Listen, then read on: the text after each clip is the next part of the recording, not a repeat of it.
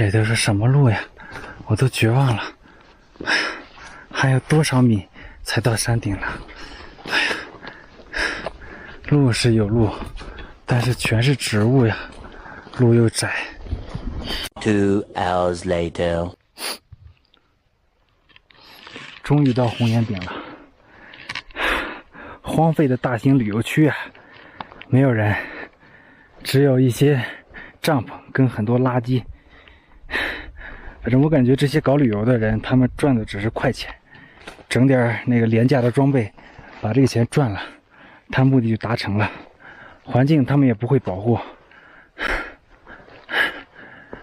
我今天就好办了，帐篷也不用搭了，因为这上面太潮湿了，没有地方搭帐篷，我就转转，找一个这个他们搭好的棚子里边睡一觉就得了。哎呀，完美的一天。秋千，这是一个照相的，这边还有几个废弃的帐篷。我感觉这里录音可以的话，我一会儿就把包拿上来，我就在他们这个小棚子里边住。红岩顶上没有人，但是很冷，现在太阳快要落山了。山顶上有他们搭的这种，好像是搞旅游的吧，现在已经废弃了。我就把帐篷搭在这个里边了，外边它也不是特别密封，所以我里边还得搭一帐篷。哎呀，太冷了，现在烧水烤袜子，然后煮点方便面吧。太冷了，现在在山上海拔高3400多米吧，而且今天上山的时候那个路，哇操，特别陡，特别湿，哇，全是水，全是雾，然后还整一身泥。现在就是帐篷也湿的，就是早晨湿的，一身水一身泥，没有什么比得上，能比得上来上一碗热腾腾的方便面。哎呀，更好了。哎呀，谁发明的呀？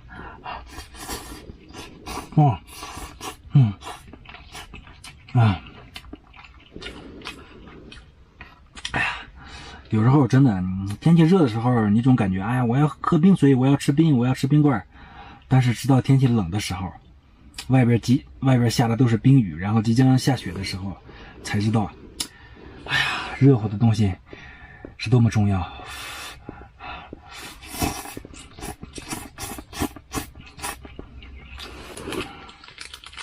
咸度不够，再来点。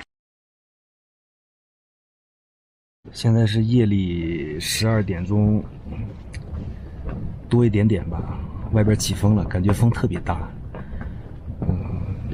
然后我的这个住的这个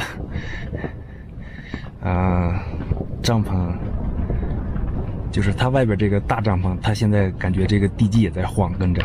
我现在好担心啊，好担心我这个帐篷别被吹掉了，那我就今天真的就完了 ，BBQ 了。我感觉我应该相信他们这个帐篷，因为他们这个大帐篷毕竟在这个山上建起来应该有几年了，这几年都没有被吹掉过，那不可能说今天被吹垮吧？啊，刚才真的，哇，整个帐篷的基座都在晃。它是一个支架是那固定在山上帐篷，然后建在这个支架上。这是以自己的实际行动来评测一下各个网红景区的山顶的那种高端营地、高端帐篷。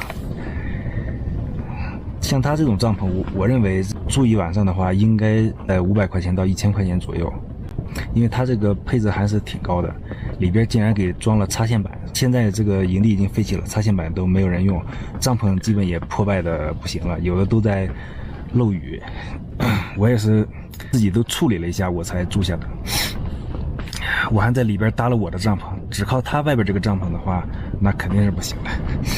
就是去高端露营地玩的朋友们一定要慎重一下啊，尤其是在山顶啊或者是风口什么地方的一些看起来景色很美、视野很好的帐篷营地啊，有时候那个住宿效果并不像你们想象的那么好。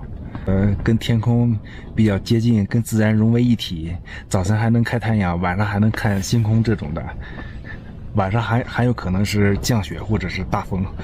这个大风吹起来，可能让你一晚上都睡不着觉。去这些地方，旅游的朋友们一定要提前看一看天气预报，去网上查一下这座山的风速、风向各个方面的一些气象资料。亲测啊，这些网红营地可能在小红书看起来很好，但是实际这个体验真的，那只是比露宿街头强一点点。二郎山，哪怕你高万丈，解放军，解放你汉。